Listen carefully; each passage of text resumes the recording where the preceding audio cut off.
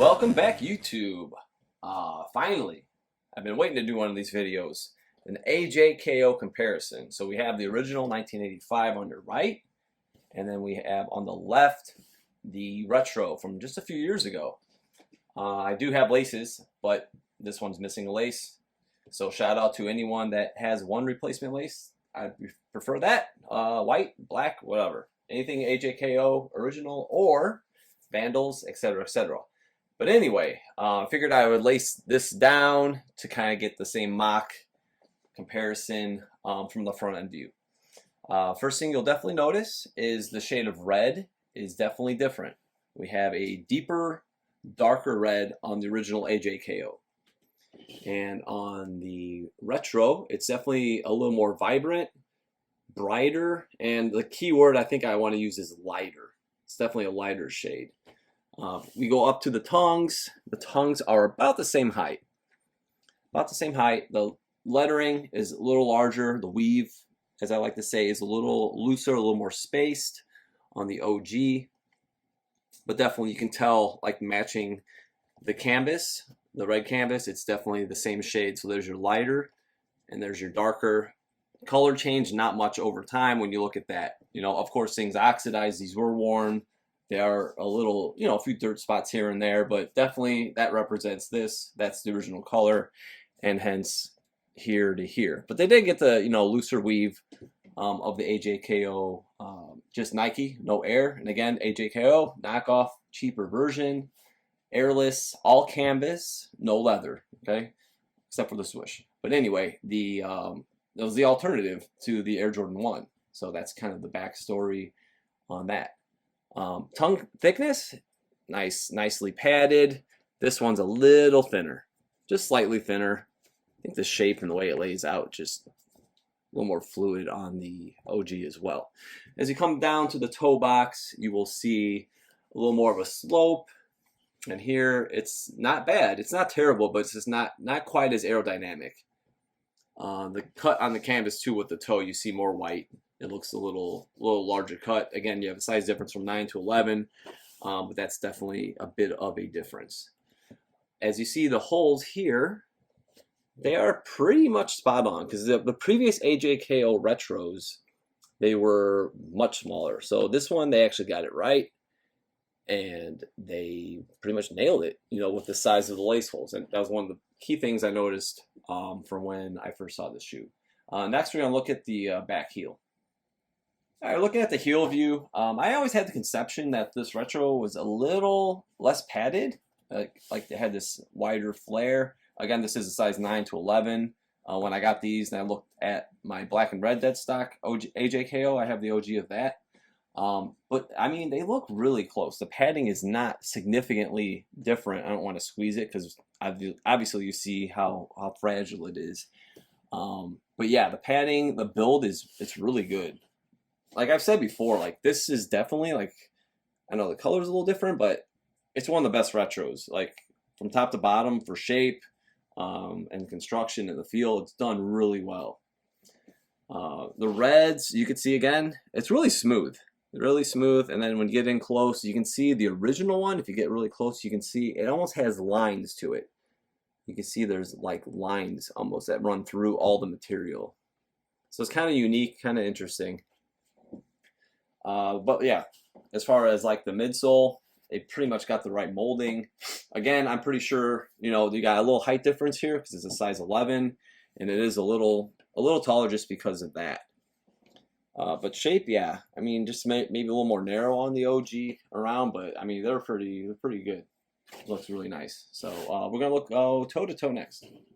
All right, so toe to toe, you can see again, like I was speaking from the front end view, nice slope here, and it is just more aerodynamic. Again, this doesn't look bad. It's not like a huge like steel toe box like we see on some horrible retros, but it looks pretty good. But this has just got a little thinner cut, a little more sleek.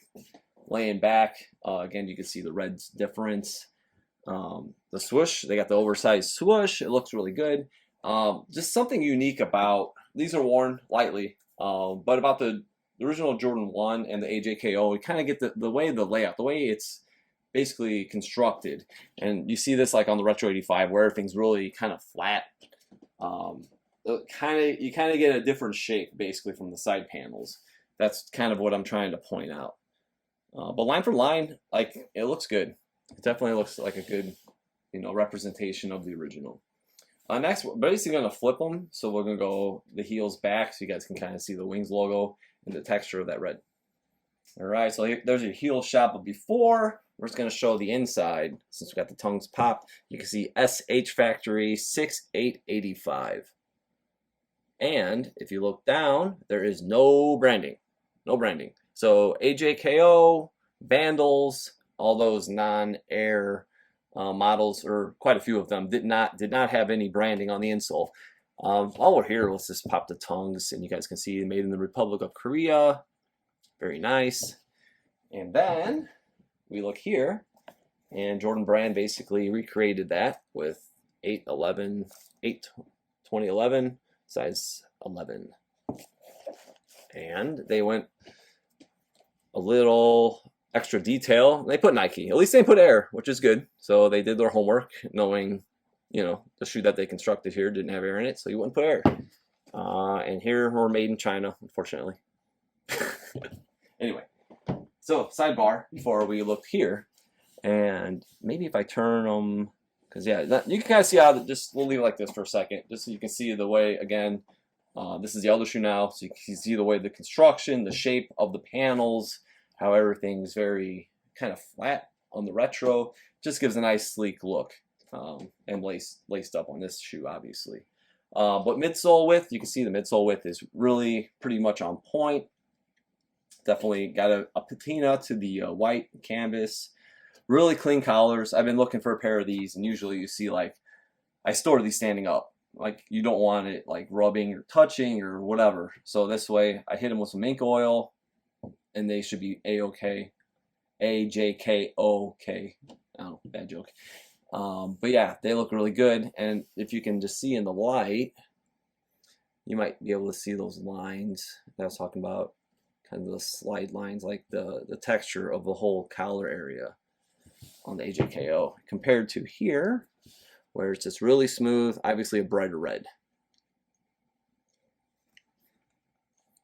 But yeah, the padding does feel really close. It's kind of cool seeing these back side to side. I was hoping that when this came out, they were going to do a black and red retro, which hopefully they still do. They did some other colorways and stuff with the AJKO, but Jordan Brand, bring us the black and red. Like, I think that will definitely sell. Like, people love black and red shoe. Of course, it'd be a little less price point, and they actually did them pretty well. But yeah, there's your view. You can see top to top, a little taller on the size 11, but it looks good. All right, here's the outsoles. You can see it's a little darker red, kind of matches the upper and the tongue Nike branding. And here we have brighter red. We see the stars are kind of spaced. So the things I want to use, the word is flat and spaced. Unlike the retro 85, Jordan 1s, you can say Jordan 4s, yada yada. Where it's like the stars are really lifted and they're higher. So this is really flat, but this is like clustered, kind of like the OG 85s. So you got more tread like that. But again, it's nice to have a reference like this that's so close to dead stock. You can see it's got the slightest bit of heel drag. All those stars are pretty much intact on the bottom of the OG. But yeah, I mean, for line, they match up pretty well. They even oxidized, if you guys saw in the previous little clip. It's got slight oxidation on the retro. It's not bright white, but that patina, you could see definitely the difference right there of aging from 1985. Those magic erasers come in handy. That's why I hit these with before I used New Life Kicks sneaker cleaner. So that's basically what I did, and then I hit it with a little conditioner. Bada bing, bada boom. All right, so that is a wrap on the AJKO 1985 OG with the 21, I think it's 21, retro. Again, shout out to Stash House to hook these up. I'm really happy to have these, and I'll be doing some posts with the black and red soon. As far as the retro, I do love it. I actually doubled up on this retro. I got a pair I wear. as well as one dead stock as it is here. Very comfortable shoe, nice thick polyurethane insole. From wearing them, from comparison now, compared to the OG, I would say these are a solid 9, maybe 9.5 even. You know, if they got that color right and the toe box straight, it'd be a 10. Like, they're that good. They're that close. So let's say 9.25. That's the first one. 9.25. We'll go with that. All right. So that's it. I hope you guys enjoyed this comparison. We had the retro AJKO and the OG right next to it on top. OG is always on top. But yeah, don't forget to subscribe. Follow me on Instagram at OG or Bust, and we'll see you soon.